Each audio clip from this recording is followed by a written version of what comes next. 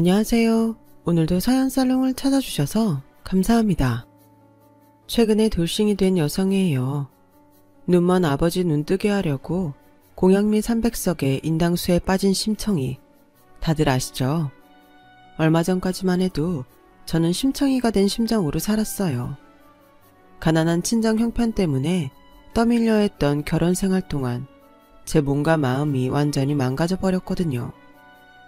모든 일이 다 그렇겠지만 결혼 생활은 시작하는 것보다 끝내는 게 더 어렵더라고요. 사는 동안 여러 가지가 얽혀버려서 끊어내는 게 쉽지 않아서 그런 것 같아요. 게다가 제 경우는 친정까지 얽혀서 더더욱 그랬죠. 저희 아빠는 가난한 소장농의 아들로 태어났어요. 구구단을 외우기 전부터 소염을 먹이고 논일이며 밭일로 몸이 다져진 아빠는 중학교를 졸업하자마자 서울로 상경했어요. 가난한 집안의 6남매 중 넷째로 태어나 부모님 관심도 못 받고 공부머리도 없던 터라 일찌감치 공부를 포기하고 돈벌이에 나선 거였어요. 어차피 집안 형편이 어려워서 누구 하나 아빠의 서울행을 막은 사람은 없었어요. 그저 없는 살림에 입 하나 줄어드는 게 반가웠을지도 모르죠. 당시만 해도 아빠는 서울만 가면 일자리 구하는 건 식은 죽 먹기라고 생각했지만 막상 서울역에 내려보니 현실은 완전히 달랐어요. 서울 오면 연락하라고 큰소리치던 사촌형은 산동네 사글세 단칸방에서 5 식구가 사는 처지여서 그 집에 얹혀 사는 건 애초에 불가능했거든요. 그래서 하루빨리 일자리를 얻어야 했지만 나이도 어리고 가방끈도 짧은 아빠를 선뜻 받아주는 곳은 없었어요. 결국 아빠가 일할 수 있는 곳은 막노동판이나 공장, 중국집 배달 같은 3D 업종들 뿐이었죠. 그래도 그때는 그게 어디냐 싶었대요. 잘 곳과 먹을 것만 책임져 주는 곳이면 어디든 들어갈 생각이었다더군요. 중국집 배달원으로 2년을 살고 이후엔 을지로에 있는 자동차 부품 공장에 들어가 본격적으로 기름밥을 먹게 되었어요. 노동시간에 비해 버는 돈은 박했지만 그래도 천성이 부지런하고 꾀부릴 줄 모르는 성격이라 일도 금방 배우고 자리도 금방 잡았어요. 그러다 갓 20이 넘은 나이에 같은 옷공장에서 일하던 여자를 만나 이른 결혼을 하게 되었죠. 그리고 이듬해 봄에 아들을 낳았는데 태어난 지 반년도 안 돼서 며칠 고열에 시달리다 세상을 떠났대요. 사람이 죽고 사는 건 하늘에 달린 일이라고 하지만 아빠는 첫 아이의 죽음이 가난 때문이라고 생각했어요. 그래서 그때부터 미친 듯이 돈을 버는데 열중하게 되었죠. 하루아침에 자식을 잃은 아내 마음은 나 몰라라 하고 말이죠. 결국 첫 번째 부인과는 얼마 안 가 이혼을 했어요. 그러다 30이 다 된 나이에 근처 백반집에서 일하던 저희 엄마랑 결혼을 했고 그해 겨울에 저를 낳으셨대요. 서로 죽고 못 살 정도로 사랑을 해서 결혼을 한 건 아니었어요. 엄마는 한겨울에도 얇은 점퍼 하나로 버티고 먹는데도 늘 돈을 아끼던 아빠가 가여워서 불쌍한 이 남자를 자신이 구원해 줘야겠다 생각했었대요. 아빠는 아빠대로 착하고 순박한 이 여자라면 불평 없이 가난한 살림도 꾸려줄 거라 믿은 거예요. 서울 하늘 아래 비빌언덕 하나 없던 저희 부모님은 서로를 의지하며 타양살이를 견뎌나갔어요. 우리 세 식구 사는 것도 빠듯한데 툭하면 시골에서 아빠 형제들이랑 친척들이 줄이어 올라와 우리 집 단칸방에서 지내다 가곤 했어요. 아빠는 그땐 다들 그렇게 살았다고 하지만 제 주변 친구들 중에는 그런 집은 없었어요. 우리 집이 좀 별난 편이었죠. 얼굴도 모르는 친인척들이 저희 집에 찾아와 생활들 하는데도 엄마는 단 한 번도 얼굴을 찌푸리거나 타박한 적이 없었어요.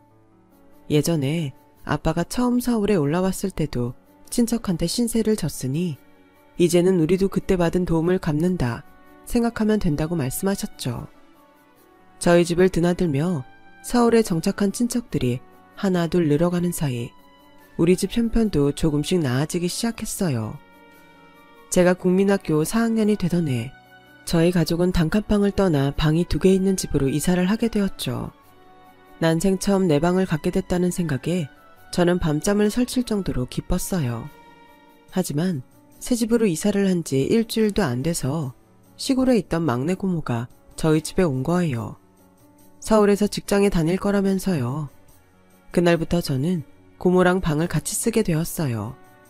고모는 말도 많고 욕심도 많은 사람이었는데 우리 집에 있으면서 일어난 일들을 시골집에 고스란히 고자질하곤 했죠.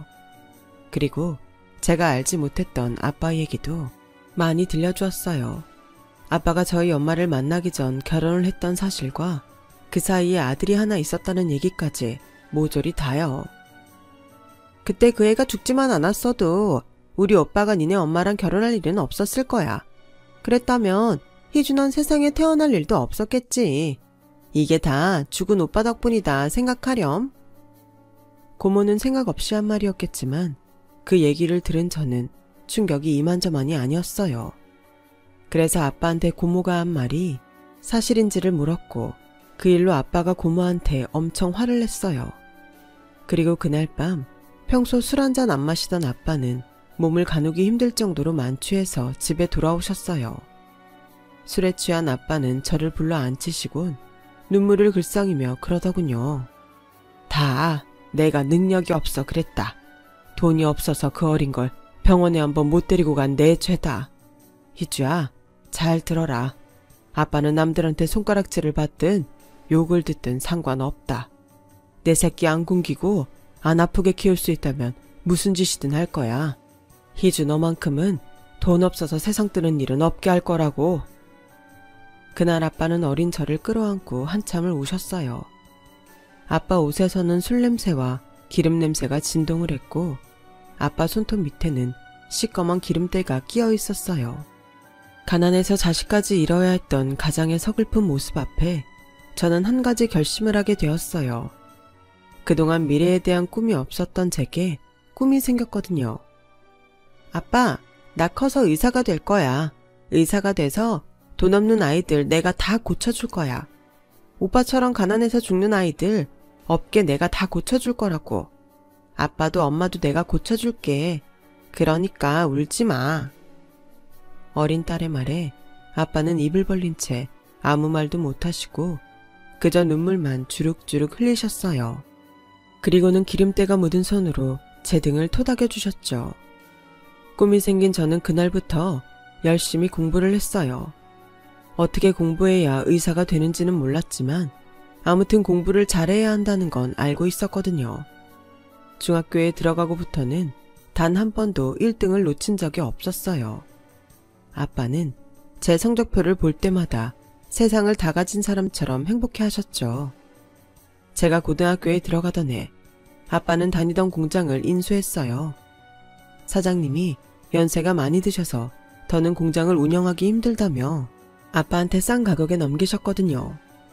공장을 인수하고도 아빠는 전보다 더 열심히 일을 하셨어요. 공부 잘하는 딸내미 의대에 보내려면 돈을 많이 모아야 한다면서요. 아빠의 기대에 부응하기 위해 저도 나름의 최선을 다해 공부를 했고 그렇게 고대하던 의대에 합격했어요. 제가 의대에 들어가자 아빠는 주변 공장 사람들을 불러 잔치를 벌였어요. 평소 돈 아까워서 술도 안 마신다고 아빠를 노랭이라 부르던 사람들은 아빠가 한턱 낸다고 하자 다들 한 걸음에 달려와 주셨어요. 이런 날 아니면 언제 김 차장한테 술을 얻어먹겠어? 지독한 구두쇠인 줄 알았더니 딸내미 의대 보내려고 악착같이 모은 거였구만. 잘 됐네, 잘 됐어. 앞으론 김 사장도 의사 딸 덕 좀 보고 살아야지. 다들 힘들게 기름밥 먹어가며 일하는 처지라 그런지 자신들 일처럼 모두들 기뻐해 주셨어요. 그동안 배움이 짧아서 기죽고 살던 아빠는 의사 딸을 만들었다는 생각에 감정이 복받쳤는지 눈시울이 붉게 물들어선 연신 웃으시더군요. 하지만 그런 기쁨도 잠시. 의대에 들어가기도 힘들지만 졸업하는 건 더더욱 힘들더라고요. 힘들어서가 아니라 학비 때문에요. 돈 없는 집 자식들은 의대에 다니지 말라는 건지 등록금 고지서를 받을 때마다 한숨이 나올 지경이었죠.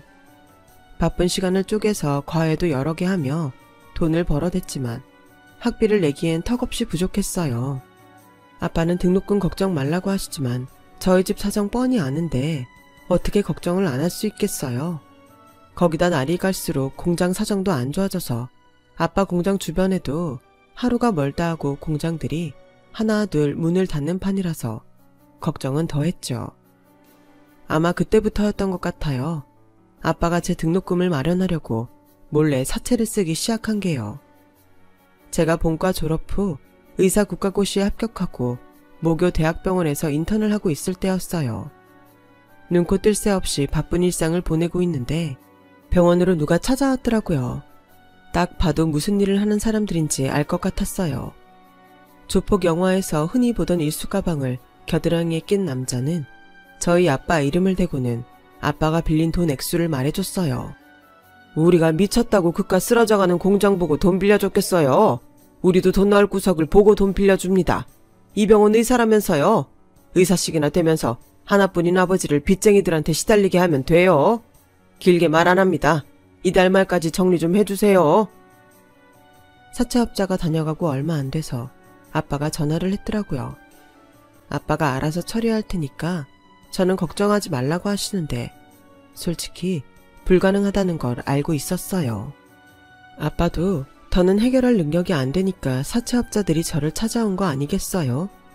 그래서 잠시 짬을 내 병원 근처 은행에 가서 신용대출이 가능한지 알아봤어요. 전문의가 아닌 인턴이라 생각보다 대출 가능한 금액은 얼마 안 되더군요. 그래도 일단은 급한 불이라도 끄자는 심정으로 대출을 받아 아빠 빚을 갚았어요. 그게 시작이었죠. 빚과의 전쟁이 시작된 거는요. 얼마 안 되는 급여가 나오기가 무섭게 은행 대출금과 아빠의 사채 이자로 빠져나가 버렸어요. 제 등록금을 대려고 빚을 진 거니까 제가 갚는 게 맞다고 생각했어요. 레지던트 과정에 들어가서도 빚을 갚느라 허덕이는 생활은 여전했어요. 처음엔 제게 짐을 지운 것 같다며 미안해하던 아빠는 시간이 지나면서 조금씩 당연하게 받아들이기 시작했고 공장 운영이 안 돼서 지게 된 빚까지 제게 넘기기 시작했어요. 돈 없는 아이들을 살리겠다고 의사가 되고자 했던 저는 어느새 아빠 빚을 갚기 위해 의사가 된 것처럼 그렇게 바뀌게 되었고 그러다 결국 빚에 팔리듯 결혼까지 하게 되었어요. 하루는 아빠가 병원까지 찾아와 선자리가 들어왔다며 선을 보라고 하시더라고요. 아빠, 지금 내가 그럴 처지야? 당장 갚을 돈이 태산인데 무슨 선이야. 그런 소리 할 거면 돌아가. 우리 공장에 하청주는 회사 사장 아들이야. 인물도 좋고 사람도 좋대. 학벌은 너보다 좀 떨어지지만 학벌 보고 살 건 아니잖아. 그쪽에서 너만 좋다면 혼수고 예단이고 하나 필요 없다고 하더라. 원래 의사들은 결혼할 때 열쇠 3개는 받고 한다잖아. 명색이 너도 의사인데 돈 없다고 고개 숙일 필요 있겠니? 그러니까 아빠 얼굴을 봐서라도 한번 만나보기라도 해. 아빠가 정확히 말은 안 했지만 당장 하청을 못 받으면 문을 닫아야 하는 처지라서 아빠한테는 제 결혼이 무엇보다 절실한 거였어요. 이제는 어디서 돈도 빌릴 수 없고 일감까지 떨어지면 온 식구가 손가락 빨고 살아야 할 판이었으니까요. 이런 처지를 모르는 게 아니라서 울며 겨자 먹기로 선자리에 나갔어요. 남자는 인물도 좋고 일단 저한테 호감이 있는 것 같더라고요. 비록 돈 때문에 등 떠밀려 나온 자리였지만 맞선 상대가 별로였다면 일찍 자리에서 일어났을 거예요. 그런데 이 남자는 있는 집 자식임에도 사람한테 상냥하고 착한 것 같더군요. 솔직히 이런 자리에 나오기 싫었죠. 미안해요. 저희 아버지가 돈은 좀 가지고 계신데 자식들 학벌이 다들 엉망이라 어디 가서 자식들 얘기 나오면 길을 못 펴시거든요. 형이랑 누나는 이미 시집 장가를 가서 어쩔 수 없고 대신 막내 아들만큼은 짝으로 사짜 며느리를 얻으시겠다고 이 난리를 피우시네요. 처음 만난 자리에서 이런 얘기를 하다니 꽤 솔직한 사람 같았어요. 솔직히 아버지한테 등 떠밀려 선자리까지 나온 거라서 별로 기대 안 했어요. 그냥 시간이나 때우다 돌아가려고 했거든요. 근데 희주씨 보고 마음이 바뀌었어요. 괜찮으면 나랑 결혼을 전제로 만나보지 않을래요? 전 희주씨가 마음에 듭니다. 순간 내 앞에 앉아있는 남자를 보면서 어쩌면 저 사람이 지긋지긋한 생활에서 나를 구원해줄 사람인지도 모르겠다는 생각이 들었어요. 아빠 말대로 다른 의사들은 열쇠도 몇 개씩 받고 결혼한다는데 나라고 그러지 말라는 법도 없다는 아니란 생각까지도 들었고요. 악마의 속삭임은 내가 가장 약해졌을 때 다정하게 다가온다고. 그때 상황이 딱 그랬어요.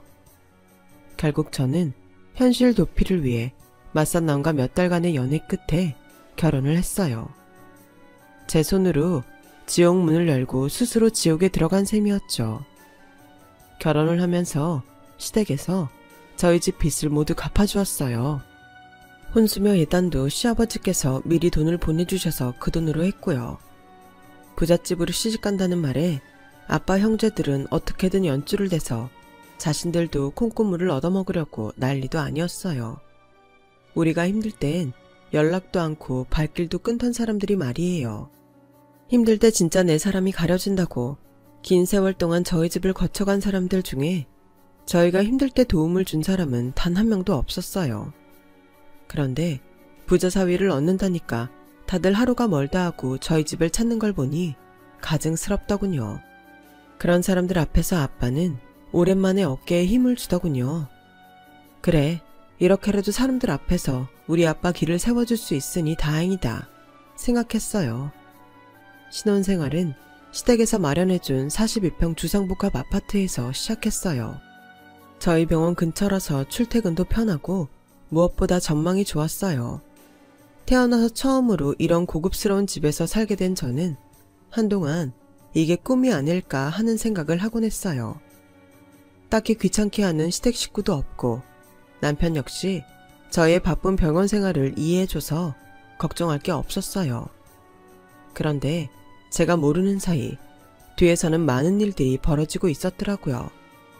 저는 그걸 까맣게 모른 채 그저 내 남편이 나를 많이 아끼는구나 하고 착각을 했지 뭐예요.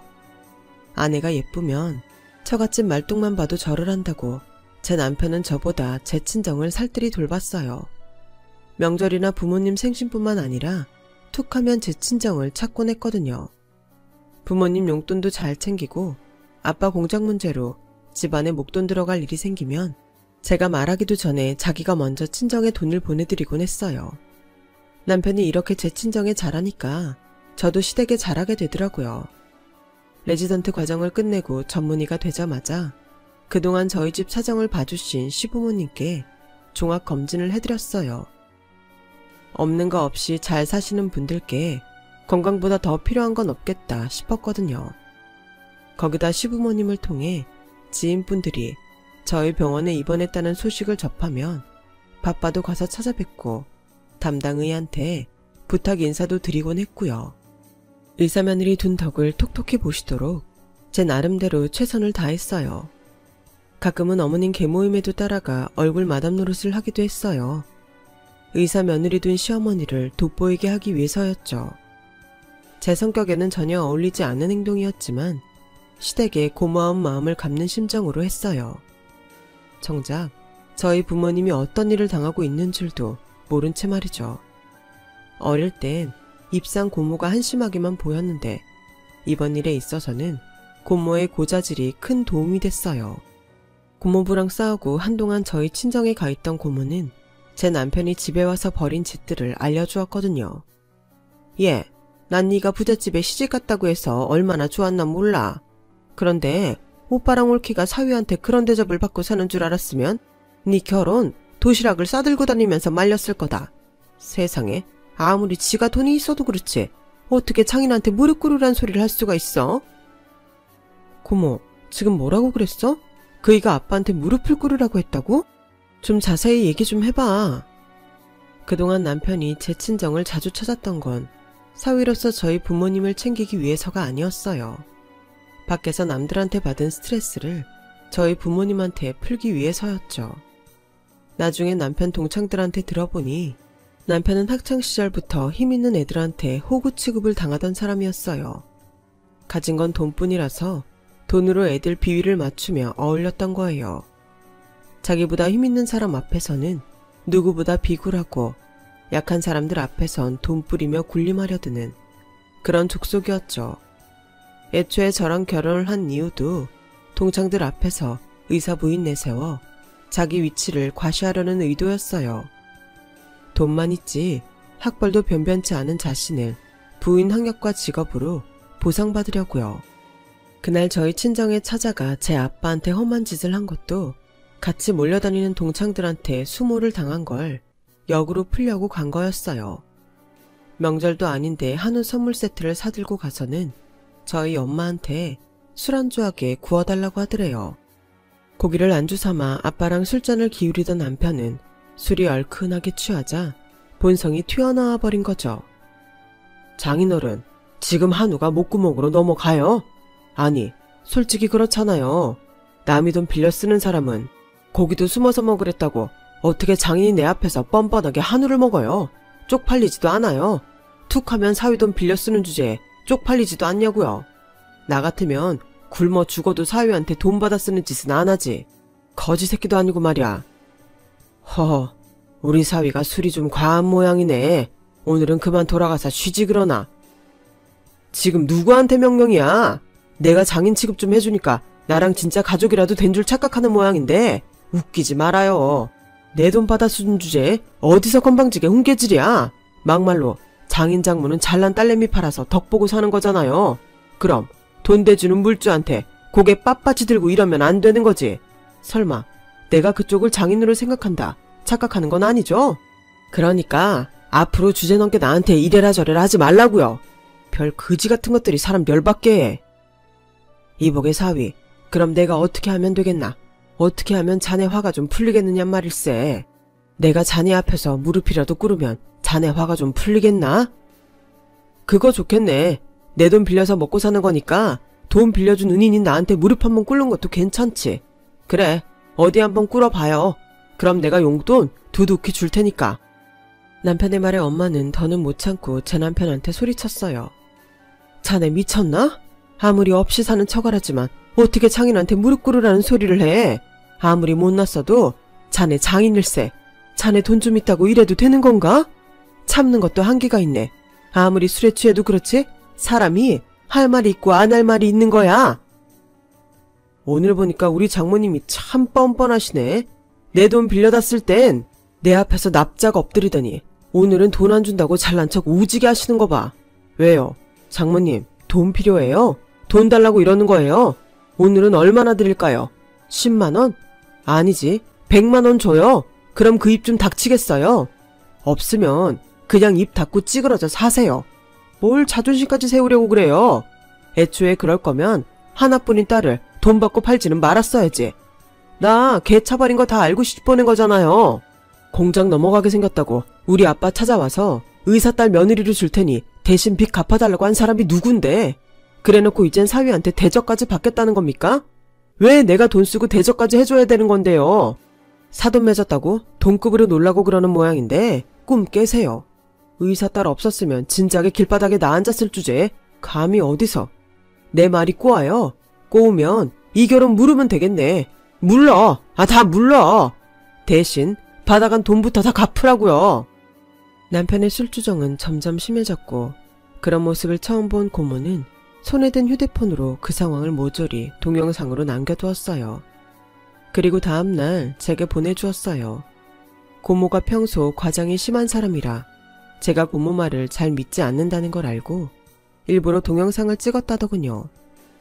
고모 말대로 동영상이 없었다면 고모 말을 믿지 않았을지 몰라요. 동영상 속 저희 부모님은 참담한 모습으로 고개를 숙이고 있었어요. 그 모습을 보니 가슴이 갈갈이 찢어지는 것 같더군요. 그래서 친정 엄마한테 전화해 그날 일을 물었더니 수화기 너머로 엄마가 흐느껴 오시더라고요. 창피해서 저는 몰랐으면 했다며 이번이 처음이 아니라고 했어요. 평소 남편이 저희 집에 찾아가 종종 폐악질을 벌여왔고 그때마다 엄마랑 아빠는 사위 앞에서 죄인처럼 고개만 숙여왔다고 하더군요. 그런데 어제는 장인을 무릎까지 꿇리는 걸 보고 차라리 이참에 공장 팔아 사돈댁 돈 갚고 시골에 내려가 사는 게 낫겠다고요. 그 말을 들으니 피가 거꾸로 솟는 것 같아서 일이 손에 안 잡혔어요. 그동안 남편이 내 친정에 도움을 줄 때마다 저한테 입버릇처럼 하던 말이 떠올라 더더욱 그랬어요. 당신 부모님들은 자기 딸 의사 못 만들었으면 어쩔 뻔했어. 모르긴 해도 세상에 태어나 제일 잘한 일이 딸내미 의사 만든 일일 거야. 당신이 심청이네. 심청이야. 그땐 그저 자기가 사위 노릇 좀 한 걸 내 앞에서 생색내려고 그러는가 보다 했는데 이런 내막이 있을 줄이야. 그래서 남편한테 전화를 걸어 지금 만나자고 했어요. 그랬더니 남편이 마침 잘 됐다며 자기가 있는 곳으로 오라고 하더군요. 남편이 보낸 주소를 따라가 보니 와인바였어요. 안으로 들어가 보니 웬 무리들 안에 남편 모습이 보이더군요. 그런데 그곳에서 본 남편의 모습은 평소와는 사뭇 달랐어요. 친구로 보이는 일행들한테 말로 조리돌림을 당하면서도 웃으면서 굽신대고 있더라고요. 그 모습에 헛웃음이 났어요. 친구들한테 이런 대접을 받고 사니 자기보다 약한 내 부모한테 그런 짓을 벌인 거였구나 생각하니 한심하고 불쌍하기까지 하더군요. 그때였어요. 저를 발견한 남편이 제게 오라고 손짓했어요. 남편의 친구들은 삐딱하게 앉은 채 저를 보며 희죽거리더군요. 재수씨 왔어요. 우리 결혼식 때 보고 처음이죠. 그 사이 분위기가 많이 변했네. 한눈에 봐도 딱 의사야. 근데 의사식이나 되는 분이 왜 형식이 같은 놈이랑 결혼을 했어요? 얘 완전 찐딴데. 그 말에 남편은 얼굴이 찌그러졌어요. 그러다 친구 하나가 남편 얼굴에 치즈를 툭 던지고는 그랬죠. 인상 펴라. 형님들 술맛 떨어진다. 이게 의사 와이프 앞이라고 꼴에 자존심 세우는 거 봐라. 윤영씨 가서 담배 좀 사와. 내가 늘 피는 걸로. 그러자 남편이 제 눈치를 살피며 애써 그러더군요. 아 자식들이 장난이 심하네. 그래 이 형님이 동생들 생각해서 그깟 담배 사다 주마. 그리고는 저를 이끌고 자리를 피하려 하더라고요. 그러자 친구 하나가 우리 쪽으로 다가와 저는 놓고 혼자 갔다 오라고 하더군요. 그러면서 제 팔을 잡으려고 손을 내미는데 제 팔을 못 잡고 휘청하더라고요. 걸어올 때도 갈지자로 휘청대길래 술에 취해 그런가 했는데 테이블에 술병이 없는 게 아직 술을 마시지 않은 것 같았어요. 아무래도 몸에 이상이 있는 것 같길래 119에 신고를 하는데 그 순간 갑자기 그 친구가 쓰러진 거예요. 구급대원들이 오기 전까지 응급처치를 하고 저희 병원에 연락해 환자 상태를 설명하고 곧 구급차에 실려갈 거라고 얘기해 두었어요. 그렇게 남편의 친구가 구급차에 실려가자 남은 친구들이 제게 머리를 숙이며 고맙다고 인사를 하더군요. 좀 전까지 저희 부부를 깔보던 눈빛은 온데간데 없고 의사 앞에선 환자 가족 모드로 변해버렸더라고요. 그러자 남편은 어깨에 힘을 주고 마치 자기가 뭐라도 된 것처럼 친구들 앞에서 폼을 잡기 시작했어요. 니들도 앞으로 어디 아프면 나한테 말해. 우리 와이프가 잘 봐줄 테니까. 민수 저 자식 오늘 운 좋았어. 이 자리에 내 와이프가 없었으면 어쩔 뻔했냐? 이래서 주변에 아는 의사 하나쯤은 있어야 한다는 거야. 내가 처가 덕은 못 봐도 와이프 덕은 볼 줄 알았다니까. 그 말을 들으니 잠시 잊었던 감정이 되살아났어요. 그래서 남편한테 말했죠. 이거 미안해서 어쩌나? 앞으로 당신은 처가 덕은 물론이고 와이프 덕도 못 보게 됐는데 나 너랑 끝낼 거거든. 그 말 해주려고 여기 온 거야. 친구들 앞에선 기도 못 펴는 주제에 돈 몇 푼으로 장인장모 앞에서 돈 있는 유세 좀 따니까 좋았니? 세상에서 제일 못난 놈이 뭔 줄 알아? 강자 앞에서 비굴하고 약자 앞에서 왕노릇 하려는 것들이야. 너처럼 말이야. 오늘 여기 와보니까 당신 학창시절이 어땠는지 안 봐도 비디오더라. 친구들 웃기고 있네. 넌 이 사람들한테 그저 호구 잡힌 공짜 지갑일 뿐이라고. 호가 호의라는 사자성어 알지? 당신이 내 등에 타고 사람들 앞에서 대접 좀 받아보려고 하는 모양인데 꿈 깨셔. 내가 누굴 등에 태우고 다닐 성격이 아니거든. 특히 너 같은 머저리 같은 놈은 억만금을 줘도 안 태워. 왠지 알아? 너 때문에 나까지 똥값 취급을 당하게 되니까. 안 됐다. 친구도 돈으로 사고 와이프도 돈으로 사려고 했는데 이거 저거 다 안 됐으니 말이야. 네가 우리 아빠한테 빌려준 돈은 내가 다 갚아줄게. 대신에 그간 네가 내 부모한테 했던 짓에 대한 정신적 피해 보상은 제대로 쳐서 받을 테니 각오 단단히 해. 아, 혹시나 해서 하는 말인데 우리 부모님 찾아뵙고 사과하겠다는 개소리는 집어치우는 게 좋을 거야. 그 사과 받을 생각 없거든. 니까 놈한테 고개 한번 숙이는 거는 그저 일상일 뿐일 텐데 그깟 거 받아서 뭐 하겠니? 안 그래? 그러니까 앞으로 인간인 척 사과하려 들지 말고 지금껏 살아온 모습 그대로 조금도 변치 말고 너답게 살아. 그래야 네 주변에 있는 사람들한테 죽을 때까지 욕 처먹고 살 거 아니니? 배 터질 때까지 욕 많이 쳐드시고 벽에 똥칠할 때까지 장수하길 바래. 알았냐 이 개자식아? 저는 내 할 말만 하고는 남편을 두고 와인바를 나왔어요. 그리고는 바로 이혼 소송에 돌입했어요. 그동안 의사며느리 앞세워 지인들과 비즈니스적인 인간관계에서 톡톡히 덕을 봐왔던 시부모님은 어떻게든 이혼만은 막으려고 노력하셨지만 더는 돈 몇 푼에 내 부모님을 고통 속에 살게 할 순 없어서 저는 이혼을 택했어요. 그 과정에서 내 인생에 전혀 도움이 안 될 줄 알았던 고모 덕도 보게 되었죠. 고모가 찍어둔 동영상이 법정에서 꽤 유용하게 사용됐거든요. 시댁에서 저희 아빠한테 빌려준 돈은 제가 대신 갚아드렸고 위자료 1억에 재산 분할을 받기로 하고 4년간의 결혼 생활을 끝냈어요. 아빠는 당신이 딸 인생을 망친 것 같다시며 공장을 접고 엄마와 함께 고향으로 내려가셨어요. 거기서 농사를 지으며 사시겠다고요. 저는 병원 근처에 오피스텔을 구해 혼자 살고 있어요. 그런데 참 이상하죠. 전망 좋은 40평대 아파트에서 몸 편히 살 때보다 지금이 더 행복한 거예요. 좁고 허름해도 내 손으로 마련한 집에 살아서 그런가 봐요. 돌이켜보면 제 결혼 생활의 시작은 제 어깨에 짊어진 짐을 타인한테 떠넘기면서 시작된 게 아닌가 해요. 세상에 공짜는 없는 건데 그때는 그걸 몰랐던 거죠. 결국 그로 인해 더 큰 상처를 받게 된 거죠. 그래도 4년간의 결혼 생활을 통해 배운 것도 있어요. 행복은 남의 손으로 만드는 게 아니라 내 손에 흙을 묻혀가며 차근차근 만들어 가야 한다는 걸 알았거든요. 그러니 저한테 이혼은 불행이 아니라 행복의 시작이 될 거라 믿어요.